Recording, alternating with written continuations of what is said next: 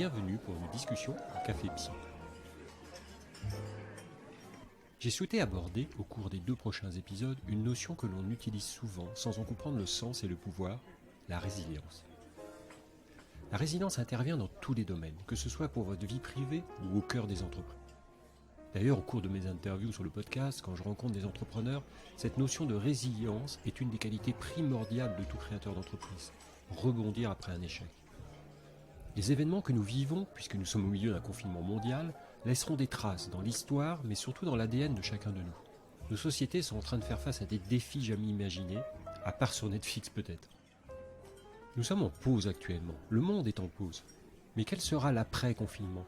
Nous allons devoir affronter une crise mondiale, sans doute ne plus pouvoir voyager comme par le passé, mais c'est aussi une opportunité de faire quelque chose de positif de tout cela.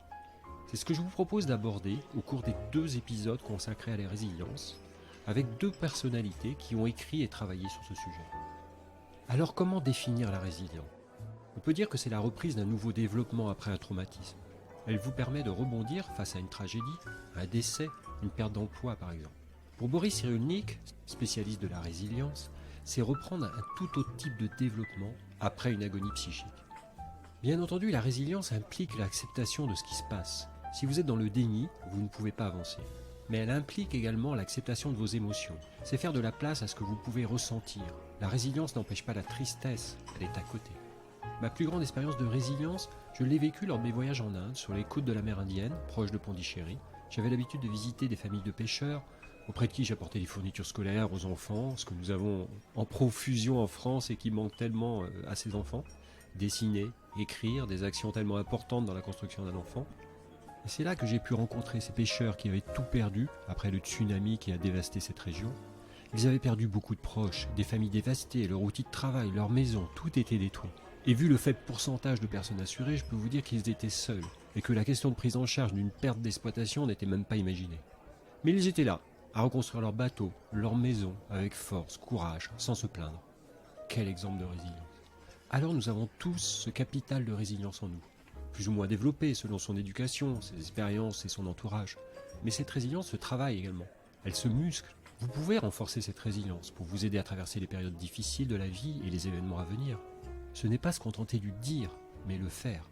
On passe ainsi d'un stress post-traumatique à une croissance post-traumatique.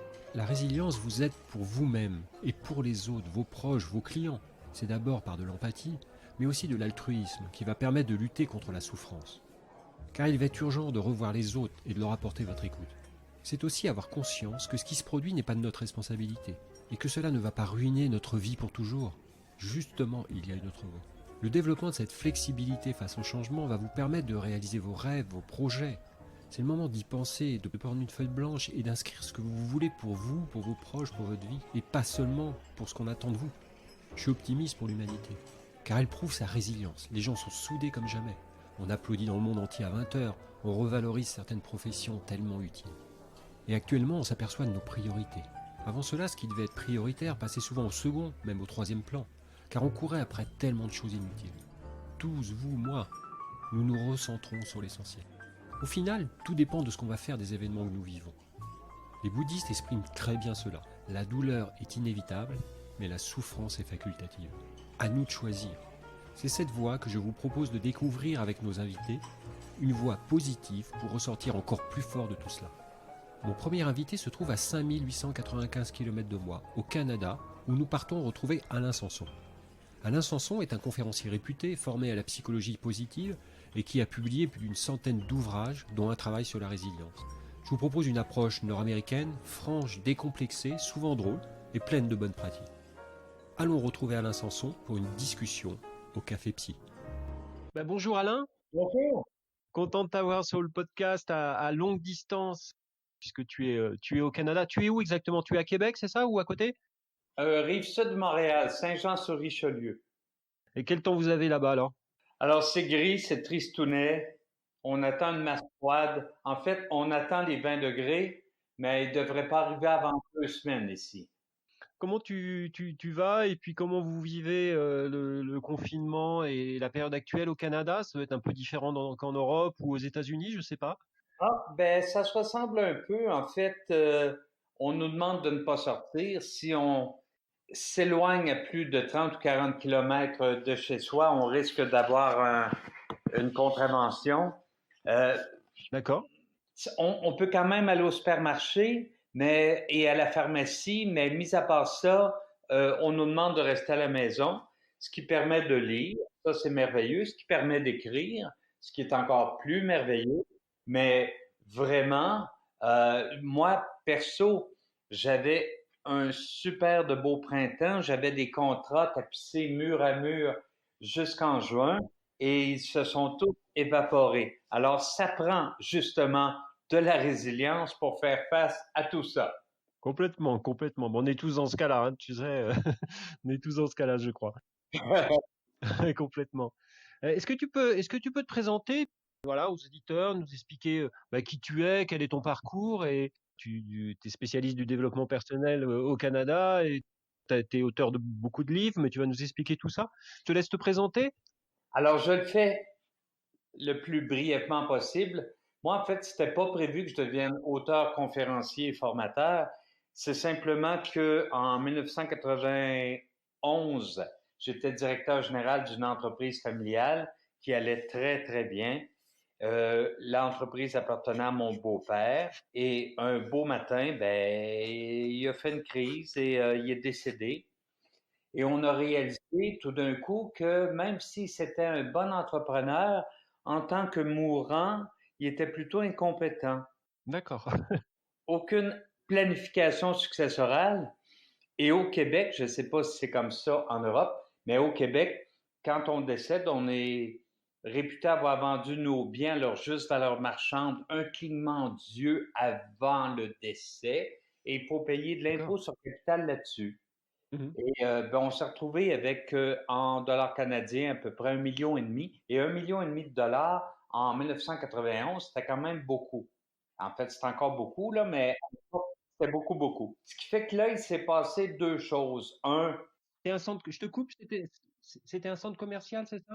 c'est un centre commercial, un commerce de meubles et également un développement domiciliaire. Passé deux choses. Un, la banque a cessé de nous apprécier. Et deux, je dirais pas la chicane, c'est un mot un petit peu fort, mais des désaccords sont nés dans la famille. Par exemple, j'ai une belle-sœur qui est venue me voir, qui m'a dit, toi, ton travail, je le veux, t'es dehors. Je me suis tourné vers mon épouse, j'ai dit, qu'est-ce qu'on répond à ça? Et elle m'a dit, ça serait bon que tu t'en ailles. Ça n'a pas été une bonne année pour moi, cette année-là. 1991, ça a été une année où tout ce que je croyais solide, un couple, un emploi, une entreprise, tout ça s'est évaporé. Du jour au lendemain, je me suis retrouvé avec rien, rien du tout. Alors, qu'est-ce que j'ai fait? Ben, je suis retourné à l'université, je suis allé faire mon MBA et en sortant de MBA en 93, je me suis dit, OK, ils m'ont appris plein de choses, mais pas pourquoi je me suis retrouvé ici. Ils m'ont parlé de grandes entreprises, mais pas pourquoi un entrepreneur comme mon beau-père avait oublié de planifier la survie de son organisation. Alors, je me suis dit, je vais lire un petit peu sur le sujet avant de me trouver un emploi. Je me suis mis à lire là-dessus. J'ai trouvé les livres d'un monsieur qui s'appelle Léon Danco, qui est un Belge, mais après la Deuxième Guerre mondiale, il est déménagé aux États-Unis et il a fondé en 62 le Center for Family Business à Cleveland. Et un de ses livres, qui s'appelait Beyond Survival, je l'ai trouvé tellement bon que j'ai écrit à M. Danco. J'ai dit, M. Danco, j'aimerais traduire votre livre pour le public québécois parce qu'il y a beaucoup d'entrepreneurs qui planifient rien. Oui. Deux, je m'attendais à zéro réponse, mais 2 semaines plus tard, il m'appelle. Il m'appelle directement chez moi et il me dit, Monsieur Sanson, ça m'intéresse, venez me voir et on en jase. Alors, je prends l'avion, je m'en vais à Cleveland. Pendant 2 jours, je discute avec lui. Et au bout de 2 jours, on marche tranquillement dans son jardin. Il y avait un super de beau jardin. Et il me dit, OK, ma décision est prise, c'est non. Ah, Vous n'aurez pas les droits sur mon livre. Un livre, t'en as déjà un en toi. Retourne chez vous ah, et écris-le. ok. Bon, il t'a fait un beau cadeau. Il t'a fait un beau cadeau alors. il m'a fait le plus beau des cadeaux. Je retourne chez moi, je descends au sous-sol. Pendant 1 mois et demi, j'écris mon premier livre qui s'est appelé, je ne sais pas pourquoi, j'étais inspiré, Famille en affaires pour en finir avec les chicanes. Et je l'offre à un éditeur. 2 semaines plus tard, on me dit oui. Alors, pouf, du coup, j'étais un auteur. Ça m'a encouragé. On m'a invité à donner des conférences. J'ai écrit d'autres livres. Puis aujourd'hui, ben, je suis rendu à 111 ou 112 livres. Waouh! J'étais pour dire je donne, mais je donnais parce que j'en ai plus de contrat, là. Je donnais une centaine de conférences par année et Mhm. j'ai, j'ai rebondi. Et aujourd'hui, j'ai le sentiment que ce drame que j'ai vécu en 91 a été une bénédiction parce qu'il m'a permis de découvrir ma voie, il m'a permis de découvrir là où je devais être, il m'a permis également ces belles rencontres-là avec les foules, avec les groupes euh, Mhm. sur une base régulière. Alors, grosso modo, j'ai rebondi. J'ai, entre-temps, après le MBA, je me suis inscrit à l'Université de Pennsylvanie. J'ai fait une spécialisation en psychologie positive, en un deuxième cycle en santé mentale, ce qui fait qu'aujourd'hui, ben, je peux intervenir dans les organisations et malheureusement, ces temps-ci, ben, je suis confiné à la maison. Bah oui, ça, comme tout le monde, comme tout le monde, ça c'est clair. Sauf que être confiné à la maison, d'accord, Euh, ça peut être un boulet si on considère qu'on est obligé de le faire, si on considère que c'est une malédiction imposée par les gouvernements. Sauf que j'aimerais vous raconter une petite expérience qui a été faite il y a quelques années par Martin Seligman. Martin Seligman, c'est un ancien président de l'APA, l'American Psychologist Association. Et voici l'expérience qu'il a fait. Il a pris deux rats, deux rats en Mhm. santé, là, bien dodus, bien en forme, et il les couchait dans une cage, il les attachait pour limiter leurs mouvements, il leur plaçait quelques électrodes et l'expérience pouvait commencer. Et c'était quoi l'expérience? C'est que de façon aléatoire, il pesait sur un bouton, ce qui électrifiait la cage. Et D'accord. l'électricité, les rats aiment pas ça. Du coup, ils se raidissaient. Et un des rats, qu'on va appeler le rat chanceux, réalise, à force de se raidir, que quand il étend la patte arrière droite, il appuie sur un commutateur qui coupe le courant. Mais il coupe pas seulement le courant pour lui, il coupe le courant pour son ami juste au côté. Et les rats apprennent très vite. Alors il se dit, OK, prochaine fois qu'il y a du courant électrique, j'étire la patte et je coupe le courant. L'expérience se poursuit pendant 2h30. Au bout de 2h30, on prend les rats qui finalement n'ont pas reçu plus de courant un que l'autre et on leur dit, en fait, on les remet dans leur cage. Eh bien, à ce moment-là, ces deux rats-là, leurs vies vont prendre des directions différentes. Celui qui avait accès au commutateur, mais qui n'a pas eu plus de courant électrique que l'autre, reprend sa vie normale. Il mange, il fait de la roue, tout va bien. Mhm. L'autre, qui n'a pas eu plus de courant électrique, mais qui se sentait impuissant, on dirait que son pelage a été passé dans la graisse, il n'y a plus d'appétit, et c'est pas rare que ces rats-là, ceux qui jouaient le deuxième rôle, sont morts au bout de 2 semaines.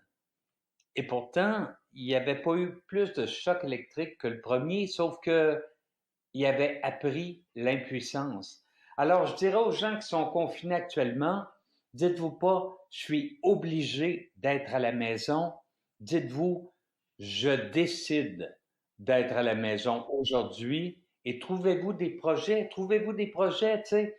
Euh, Aujourd'hui, là, c'est pas lundi, c'est pas mardi, c'est pas mercredi, c'est pas jeudi, c'est pas vendredi, c'est pas samedi, c'est pas dimanche. Aujourd'hui, c'est un de ces jours. Et depuis combien de temps vous êtes-vous dit, ça, je vais apprendre ça un de ces jours? Hey, ça serait le fun que j'apprenne l'espagnol, faudrait que je m'inscrive un de ces jours. Ou faudrait que je fasse le ménage dans l'appartement, je vais le faire un de ces jours. Eh bien, aujourd'hui, c'est un de ces jours. Et si aujourd'hui, vous vous lancez dans l'action, vous communiquez à votre organisme et à votre cerveau le fait que vous êtes en contrôle, que vous n'êtes pas une victime. Et c'est une des caractéristiques des gens résilients. Ils ne se voient pas comme des victimes, ils ne se perçoivent pas comme des victimes, ils se voient comme des gens qui ont une influence, malgré les circonstances externes, sur leur présent et sur leur avenir. Oui, complètement. On a l'impression que on est un peu en pause là. On est un peu là, on est sur des durées longues de confinement, ça c'est clair. Et que c'est comme si on était un peu en pause. Il y a ceux qui sont passés à l'action et il y a ceux qui restent en pause un peu dans l'attente parce qu'ils savent qu'après ça va être plus compliqué de toute façon. Et j'ai l'impression que voilà, il y a une espèce de période comme ça de flottement où les gens acceptent en fait. Ils sont dans l'acceptation déjà, c'est déjà pas mal mais l'acceptation de ce qui se passe, mais sans trop de réaction, j'ai l'impression. C'est triste d'être simplement sur pause parce que dans le fond, c'est un moment merveilleux. On est capable de faire le point sur notre vie jusqu'à présent. On est capable de décider d'où on va aller par la suite. Si vous n'aimez pas votre emploi actuel, c'est le temps de vous dire, OK, que pourrais-je faire? C'est le temps de vous rendre sur Internet, c'est le temps de consulter les offres d'emploi. C'est sûr que présentement, il y en a moins, mais ça va revenir. C'est le temps de vous demander, OK, qu'est-ce que je fais avec ma vie? C'est le temps de vous demander, OK, d'autant si vous êtes en confinement avec un conjoint ou une conjointe et que ça va plus ou moins bien, c'est le temps de vous demander, qu'est-ce que je vais faire avec cette union-là? Autrement dit, ça ne doit pas être vu comme une pénitence, ce confinement-là. Ça doit être vu comme un épisode qui va être un prologue à un renouveau. Que vais-je faire après? Oui, mais il y a une incertitude qui est importante quand même, parce que le après, on ne le connaît pas aujourd'hui. Et c'est ça qui bloque un petit peu, j'ai l'impression, parce que ça oblige à sortir de sa zone de confort, à affronter peut-être ses peurs, à affronter beaucoup de choses. Et le après, on ne le connaît pas aujourd'hui. On sait que ça va être difficile, on sait qu'il va y avoir une crise économique importante, et comment on peut aider, et comment la résilience peut nous aider là-dessus à surmonter tout ça. Eh bien, le après, c'est parce que là, effectivement, c'est un changement énorme dans nos modes de vie, c'est un changement énorme dans ce qu'on prenait pour acquis, dans ce qu'on croyait immuable. Alors, il faut quand même se rappeler notre vie. Et quand on rencontre un changement, souvent les êtres humains ont tendance à dire, wow, un changement, je m'y attendais pas. Mais notre vie est faite de changements. Il y a quelques années, on est allé visiter le Musée de Québec et il y avait une exposition sur la mythologie grecque et j'ai appris beaucoup de choses. Tu sais, quand on pense à la mythologie grecque, on pense aux dieux, Zeus, Héra, Apollon, etc. Sauf que j'ai appris que juste avant eux, il y avait eu un autre groupe qui s'appelait les Titans. Ouranos, Gaïa, Chronos, etc. Mais avant eux, il y avait un groupe de un qui s'appelait Chaos. Et c'est de même que les Grecs expliquaient la naissance du monde. Le monde est né du chaos et Hmm. on baigne encore dedans. Et si vos auditeurs regardent leur passé, regardent les événements qui ont eu de la valeur pour eux, se penchent sur les moments où ils ont découvert de nouvelles orientations, ils vont réaliser que c'était des moments qui, à l'époque, semblaient catastrophiques, mais des moments où ils ont réalisé des choses et dont ils sont sortis en se disant, wow, je suis quelqu'un d'autre. Wow, je Hmm. viens de changer. Wow, ma vision du monde est tout à fait différente. Alors demandez-vous quel cadeau se trouve dans la situation actuelle. Souvent, quand je donne des conférences, je pose une petite question et je demande aux gens de lever la main. Je demande qui entre vous a déjà connu une rupture amoureuse, s'est dit que c'était la fin du monde et 6 mois plus tard, c'est fait, c'est dit et qu'elle m'a rendu service. Ou comme j'ai été chanceux que ça se produise à ce moment-là. Ben, c'est ça. Alors peut-être que peut-être que cette pandémie-là, c'est le moment où vous allez pouvoir rebondir, le moment où vous allez pouvoir aller de l'avant et regarder plus loin. Remarquez que la résilience, c'est même pas acquis. Suite à la Deuxième Guerre mondiale, on a évalué des gens qui étaient sortis en pleine forme des camps de concentration, des gens qui étaient sortis positifs de cette expérience qui était quand même assez difficile. Et ce qu'on a réalisé, c'est que les gens résilients n'ont pas de gènes spéciaux. Ils sont pas nés dans des familles plus aimantes ou moins aimantes. Ils vivent pas dans des milieux plus aidants ou moins aidants. C'est juste qu'ils ont décidé de pas se voir comme des victimes et qui ont développé des habitudes. 10 habitudes, en fait.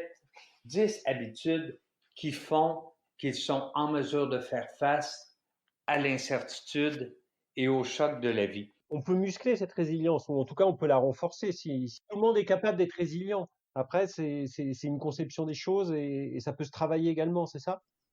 Tout dépend de la lentille avec laquelle on évalue le monde et parce que quand on change de lentille, on refait notre monde.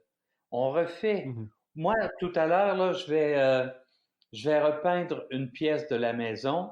Ça faisait des années que je me disais, il faudrait que je le fasse et je vais le faire. Je vais le faire pourquoi? Ben, grâce à la pandémie et grâce Mmh. c'est ça.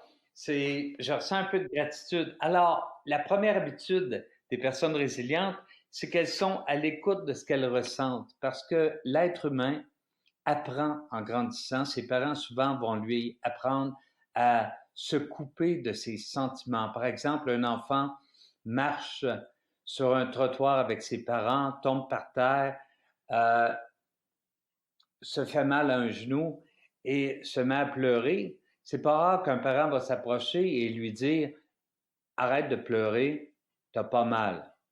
Mais hey, lui, il sait qu'il a mal. Sauf que s'il croit ça, il apprend à se distancer de ses émotions. Puis les émotions servent à quelque chose. Les émotions servent à nous dire comment on évalue le monde, comment on le voit. Et ça vaut la peine d'être conscient de ce qu'on ressent parce que ça nous permet de nous dire, OK, compte tenu des circonstances, est-ce que ce que je ressens est correct? La première habitude, c'est être conscient de ce qu'on ressent et de se demander, OK, est-ce que mon émotion est disproportionnée ou est-elle correcte? La deuxième, c'est de prendre le contrôle de notre conseil d'administration. Tout le monde en a un. En fait, c'est cette petite voix dans notre tête qui nous dit tout au long de la journée, qui fait des commentaires sur ce qui se passe. Et on s'imagine que cette petite voix-là, elle a sa personnalité propre, mais j'ai une très bonne nouvelle.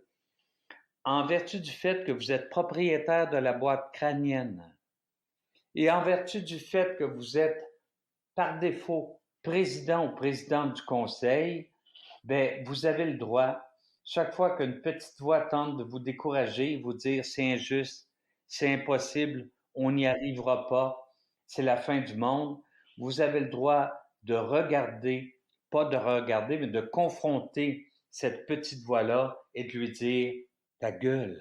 Mmh. Exemple, Exactement, ouais. Pierre et Ginette sont en couple depuis maintenant 6 ans. Ils ont eu des hauts, des bas, mais ces temps-ci, c'est pas si pire. Et puis un matin, Pierre se lève, Ginette est déjà partie au travail.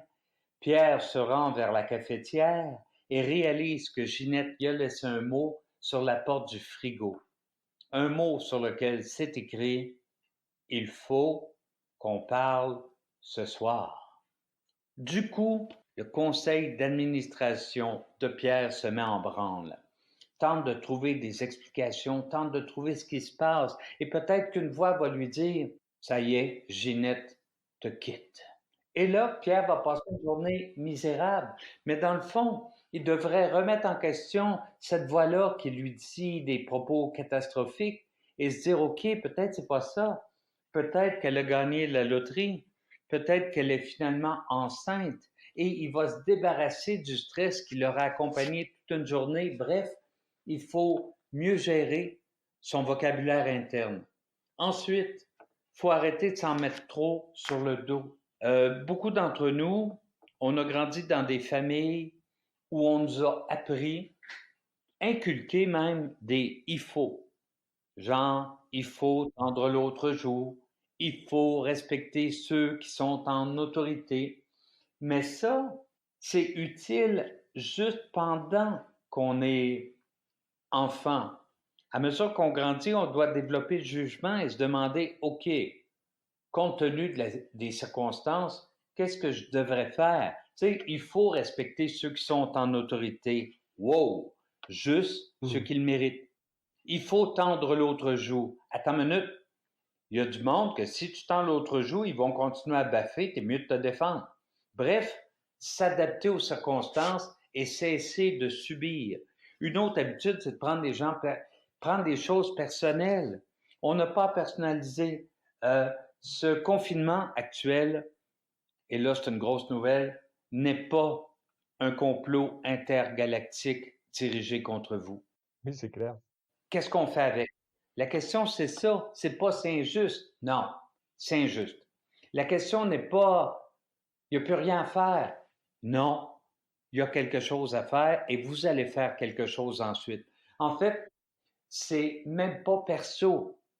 Alors, dites-vous quelque chose survient. Ne vous dites pas quelque chose, mais je dois subir quelque chose. Ensuite, cessez de nourrir des films apocalyptiques dans votre tête. Et les 3 prochains conseils, ben, c'est très bien d'être en confinement parce qu'on peut le faire. Martin Seligman de l'Université de Pennsylvanie a tenté de découvrir la recette du bonheur. Il a fait ça en 2002. Et en 2002, il a découvert que chacun d'entre nous, on a une certaine propension au bonheur, sauf que cette propension-là, on a un point bas et un point haut. Il y a 2 choses qui ont un impact sur où on se trouve, c'est les circonstances de notre vie. Circonstances de notre vie, c'est quoi? C'est notre niveau de santé, notre situation financière, la fréquence de nos ébats sexuels, etc. Et ça, ben, chaque fois qu'on a un petit peu plus, ben, ça nous remonte le moral. Sauf que ça a un impact temporaire. Temporaire. Parce qu'au bout de 3 jours, on s'en rappelle plus de ce week-end torride. Au bout de 3 jours, au bout de 10 jours, on ne se rappelle pas de cette augmentation de salaire. Alors, il existe des facteurs contrôlables. Facteurs contrôlables, c'est qu'est-ce qui peut avoir un impact permanent sur notre niveau de bonheur. Et le premier facteur contrôlable, c'est de faire la paix avec le passé. Si vous avez tendance à vous réveiller la nuit pour haïr les autres, haïr quelqu'un qui vous a fait du dommage, demandez-vous à qui ça rend le moins service. C'est à vous. Ça vaut la peine de laisser aller, de laisser faire, de glisser. En fait, c'est un verbe peut-être tabou.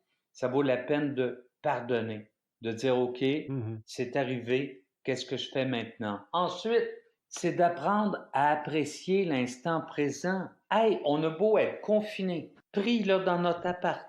Malgré ça, ce matin, par exemple, je suis descendu, je suis allé me faire un café, j'ai ouvert le robinet et devinez quoi? Il y avait de l'eau. Hey, imaginez le nombre de personnes sur la planète qui n'ont pas de robinet, qui n'ont pas d'eau courante. Oui, c'est clair. Ensuite, j'ai ouvert le gaz, j'avais du feu. En fait, on prend pour acquis des choses qui devraient être constamment des sources de gratitude, des merveilles. J'ai serré mon amoureuse contre moi. Elle est là. On oublie au quotidien d'apprécier ça. Et j'ai des petits trucs pour mieux apprécier l'instant présent. Recourez à tous vos sens. C'est tellement facile de vivre dans l'avenir en s'imaginant le pire ou de vivre dans le passé en ressassant des choses qu'on n'a pas aimées. Mais au présent, vous prenez votre douche. Ben, prenez au moins 10 secondes pour ressentir le choc de l'eau contre votre peau. Ça vous recentre dans votre corps. Ça vous remet dans l'instant présent. Vous sortez, ben là, sortir dehors, c'est difficile, mais vous ressentez, vous voyez qu'il fait beau, vous ouvrez les volets. Ah, ben, prenez le temps de voir qu'il fait beau, l'air n'a pas la même limpidité. Prenez le temps de sentir qu'il fait beau, l'air n'a pas la même odeur. Prenez le temps de ressentir une partie du soleil sur votre visage. Euh, les scientifiques ont trouvé un mot pour ça, cette capacité-là de recourir à tous nos sens. Ils appellent ça, c'est un mot scientifique, là, mais ils appellent ça vivre. Ça va être l'opportunité, ça va être le cadeau peut-être de cette période-là, de se recentrer sur le moment présent et de s'apercevoir, comme on risque d'avoir moins, de s'apercevoir que ce qu'on a, c'est quand même pas mal. C'est beaucoup. Et d'arrêter de courir pour avoir toujours plus, toujours plus, toujours plus. J'ai l'impression que ça va faire beaucoup de bien. C'est une très bonne remise à niveau parce que quand on réalise que dans le monde, il y a moins de gens qui ont accès aux sanitaires, qui n'ont pas de toilette, que de gens qui ont de téléphone cellulaire, ben, le simple fait de pouvoir se soulager à la maison, c'est un luxe et on l'a. Oui, complètement, complètement. Il y a le retour au travail aussi qui va pas être simple. Je sais pas comment va se faire ce retour au travail. Il va se faire progressivement. Je pense que il va falloir repenser aussi son rapport au travail. Alors surtout en France, alors dans les pays du Nord, il y a beaucoup plus de télétravail, il y a beaucoup plus de confiance. Et peut-être qu'il va falloir repenser aussi ce rapport au travail, ce rapport au management avec beaucoup plus de confiance. Alors je sais qu'au Canada, vous êtes déjà très en avance là-dessus et vous avez mis l'humain. L'humain est très en avant dans le management, dans les rapports sociaux, beaucoup plus que dans nos pays latins. Quelle vision t'as ça, toi, de la résilience au travail? Est-ce que tu... Absolument. En fait, j'ai fait un petit podcast récemment pour les patrons. Et ce que j'ai dit aux patrons, c'est que vos gens, tôt ou tard, vont rentrer au travail. Et là, le danger, c'est de vous dire, OK, ça fait 6 semaines, ça fait 7 semaines, ça fait 8 semaines qu'ils sont à la maison, ils ont eu des vacances, ils vont être en pleine forme. Eh bien non, ils ont eu un moment de 8 semaines où ils se sont posés des questions, où ils ont vécu une anxiété financière. Est-ce que je vais faire face à mes obligations? Où ils ont vécu peut-être des difficultés conjugales. Ces gens-là, il ne faut pas supposer qu'ils reviennent en pleine forme. Alors, ce que je dis au patron, c'est de traiter les gens qui reviennent comme de nouveaux employés et de leur offrir une réintégration. Peut-être une rencontre d'une heure et demie, 2 heures. Pourquoi on existe? Pourquoi on est là? À quoi on sert?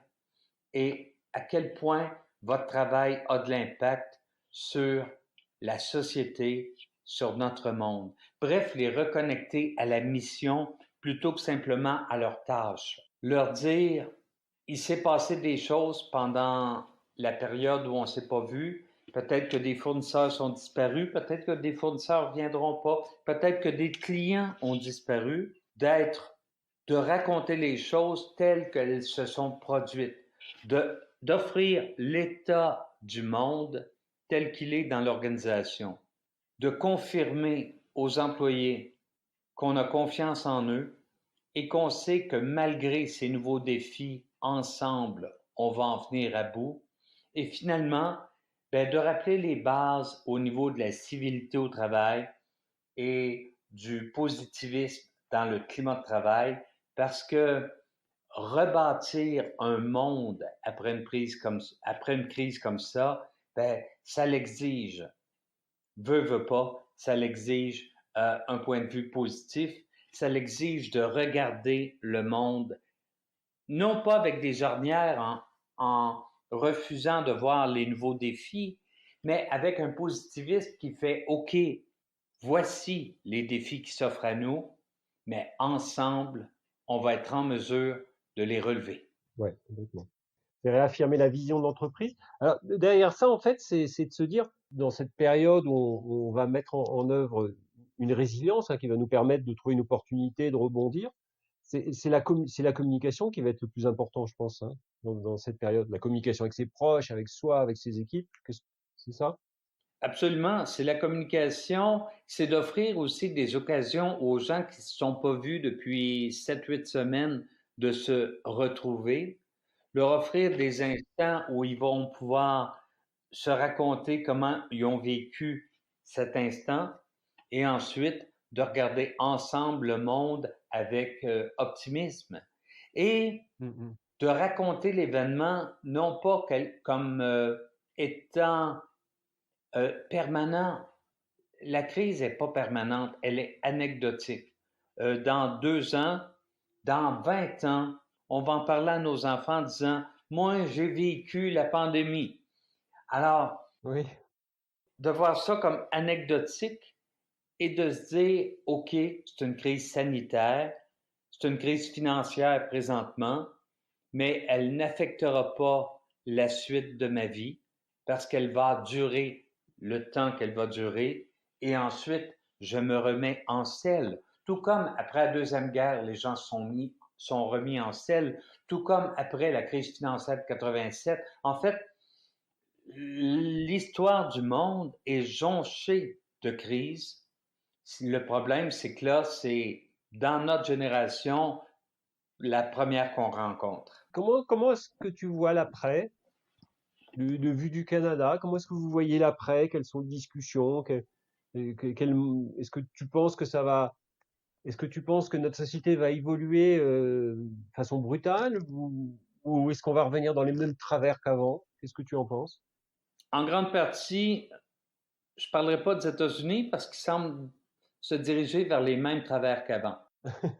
Ce que je reçois comme courriel au Québec, c'est beaucoup de gens qui réalisent présentement qu'ils avaient peut-être développé un mauvais rapport à l'argent, qu'ils dépensaient plus qu'ils ne gagnaient, qu'ils jouaient les prophètes en se disant c'est pas grave parce que l'an prochain, je vais gagner davantage. Des gens qui finalement avaient un si mauvais rapport à l'argent que probablement actuellement, ils se questionnent et ils se disent, OK, est-ce que je fais faillite à la fin? Est-ce que je rebâtis ma vie à partir de zéro? Est-ce que je me relance? Et j'ai l'impression que beaucoup de gens vont décider, après la pandémie, Mhm. tirer un trait sur leur vie passée et de dire je repars à zéro, peu importe leur âge, peu importe leur santé, peu importe qui ils sont, mais qui vont vivre ça comme un renouveau, se relancer dans la vie et probablement par la suite être plus heureux parce qu'ils n'auront pas à refaire les erreurs du passé, ils n'auront pas à se... En fait, ils vont simplement se réinventer. Et ça, je le sens.